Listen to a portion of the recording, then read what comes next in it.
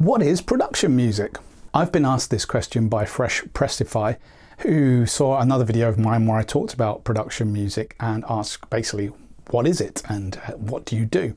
Well, very simply, production music, or you might hear it referred to as library music or media production music, is music that is written to go into some form of library or some form of archive where TV production companies or film production companies or advertising companies or videographers or vloggers can go along and sample the music and then select a track to use alongside their visuals for their film, for their advert, for their computer game, for whatever it is.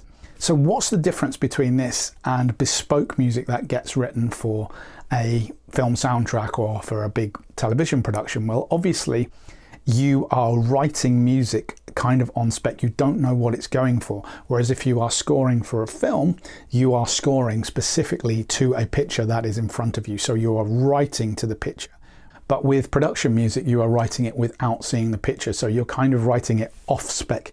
You are creating an album, as we do, a whole bunch of tracks, which you feel fit a certain vibe. So the most recent one we just finished with my collaborator, Rob Baldwin, check him out, link in the box below, is tentatively called Crime and Drama Procedural. So if you can get the idea of a crime program or something that you see, a crime documentary on television, we have written a whole bunch of tracks which we feel fall into that genre and could be used specifically for that type of program. Now, these will be submitted to a production library company, which we've done. They will create an album around it, and then they will provide these albums to television production companies, film production companies for lower budget films, perhaps, who don't have the money to have a bespoke composition made.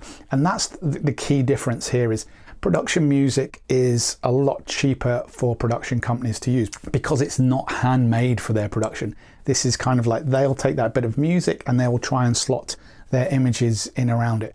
And this is how the majority of television productions work, and particularly now with online videos, YouTubers wanting a bit of music for their video, they can go to a production library, select a track, download the track and have access to use it on their piece of visual content.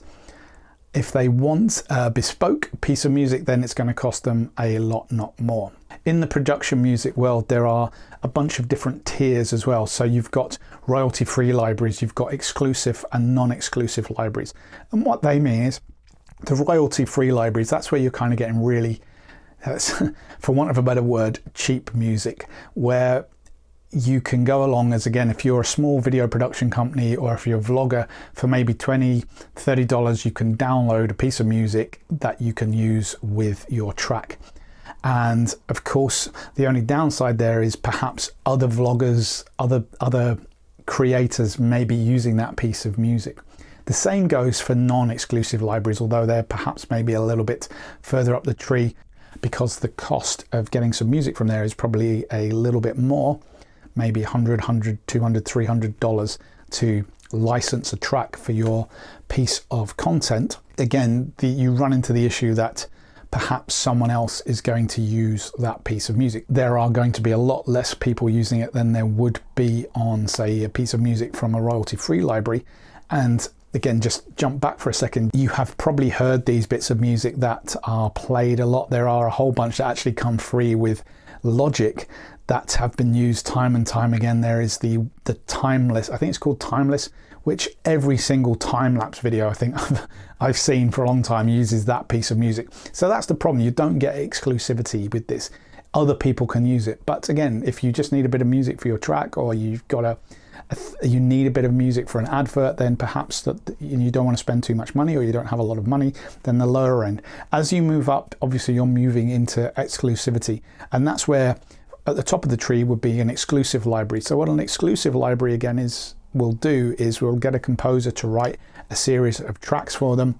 They will then try and offer those tracks to their clients. So now we're talking about the big league companies like Coca-Cola or Mars or someone of that vein, because when they put an advert out, when they use some music, they want it to belong to them. They want it to no one else, you know, a substandard brand using the same piece of music and getting that brand attachment to it. And probably, you know, at the top of the tree as well with those brands, they're probably going to commission their own music. But there are other brands maybe a little bit lower who need some music for their adverts, so they'll go to an exclusive library. So what you are trying to do when you are writing music for a production library is to try and get inside the head of a producer or an editor and write a piece of music that will fit a series of images and work for them. So they have to do limited work. They can just download your track, plonk it on their piece of footage, and they are good to go. And as a result of that, you end up writing music perhaps in a different way than you would do if you are writing a song, for example. There are many factors that you need to take into consideration. Usually that you have to do versions of the track. So you may have to do a 15-second version, a 30-second version, and most tracks tend to be 2.5 minutes long. So you need to pack everything into a 30-second version and then be able to expand that out over 2.5 minutes. And to be honest, I find the 30-second and 15-second cut downs really hard to do, because if you think about any advert, you know, you're telling a story in a very, very short space of time. And that's part of the skill of what we do as production music writers. But to me also, that is where part of the fun comes from. So yes, alongside me creating guitar albums, playing live, I also do a large part of the year spent writing production music. And production music is a world in its own. So I don't know if that answered the basic question of what production music is. I hope it is. If you've got any more questions or you're interested in this area, then I will happily, and perhaps I even will do, a new series of videos talking about how you write for production music, the different kind of libraries that are out there, how it works in terms of sync and where your money comes from, and all these kind of aspects. Again, it's a very, very in-depth subject, and it's probably the series of a 6-month course. And some establishments do obviously run courses for media production music and writing for media production. I hope you found that useful. If you've got any more questions, put them in the box below. I've been Brucey. I hope you found that interesting. If you like my channel, please do hit the subscribe button. Please do tell your friends. Please do share the videos. It means a lot to me. Most importantly, take care, my friends. I will catch you later.